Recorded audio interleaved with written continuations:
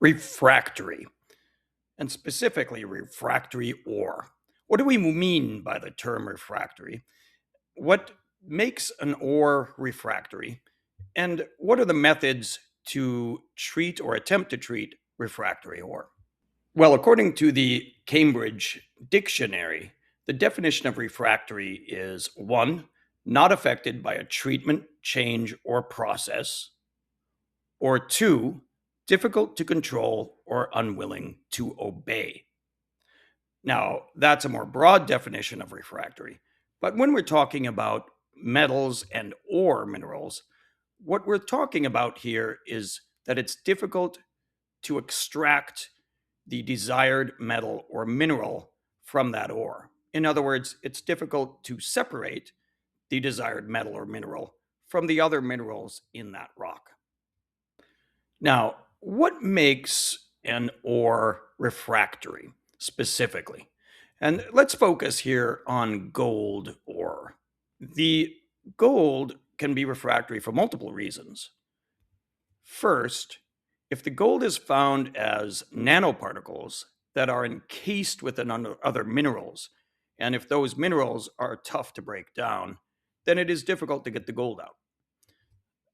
In many cases, we'll find deposits where gold is nanoparticles contained within pyrite or arsenopyrite, which are common sulfide minerals that are found associated with gold deposits.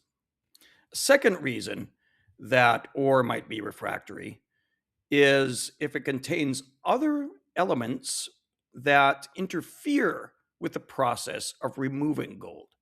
Now, gold is very often removed via cyanidation, or you add cyanide, which attaches to the gold particles, and then you're able to extract them. And so refractory ore might contain other carbonaceous material, or even in some cases, copper can interfere with the process of uh, removing gold by cyanide, because those things actually also interact with cyanide. And we say that they are preg robbing. They essentially rob the cyanide from your desired process of removing gold. What are some methods that people have used or are currently using to attempt to crack or be able to extract gold from refractory ores? Well, historically, going back centuries and still used today, is a process called roasting.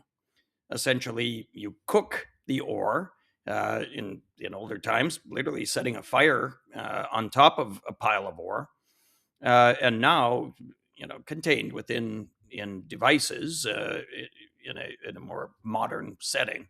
But essentially, you cook the ore, you heat it up, and that allows the sulfide minerals to oxidize, essentially breaking them down. And then that allows exposure to the gold so that you can extract the gold.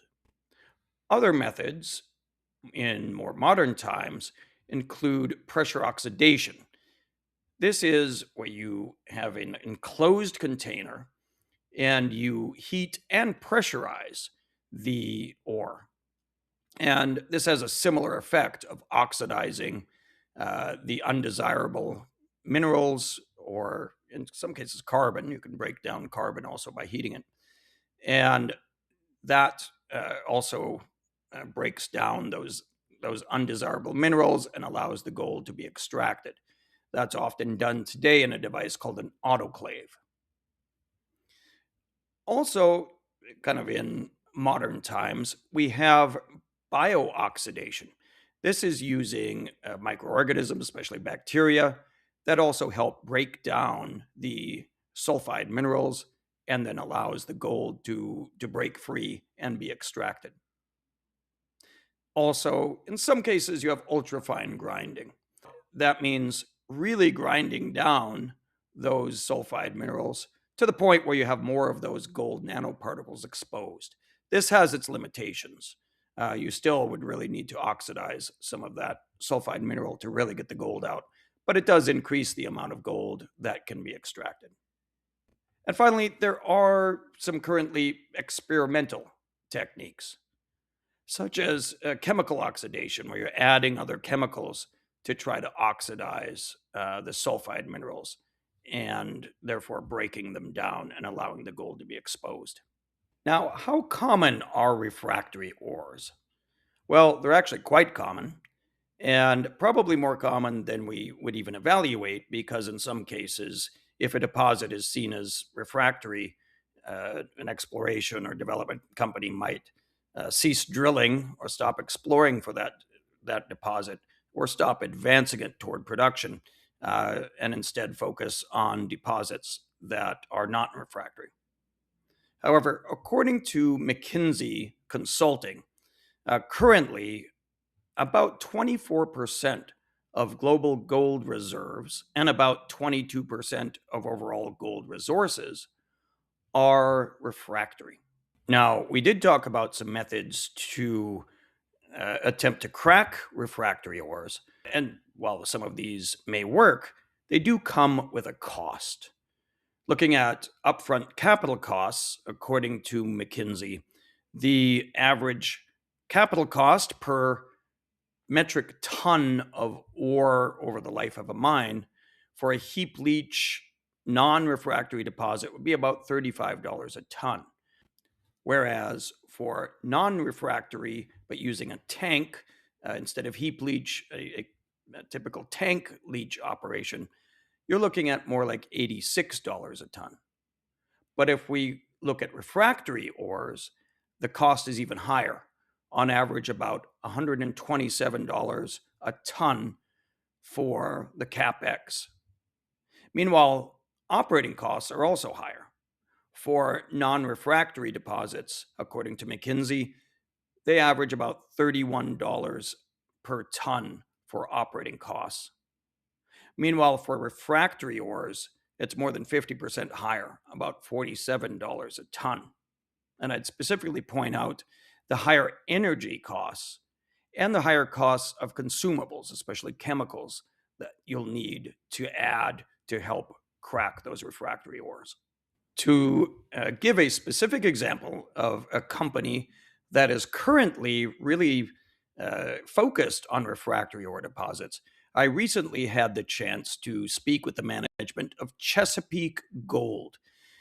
Chesapeake has a very large, the Metatas gold silver deposit in Mexico, and it is refractory.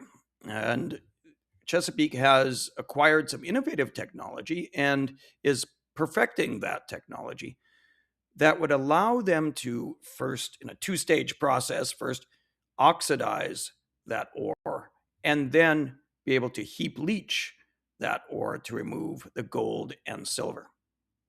Check that video out. I'll put a link in the description below.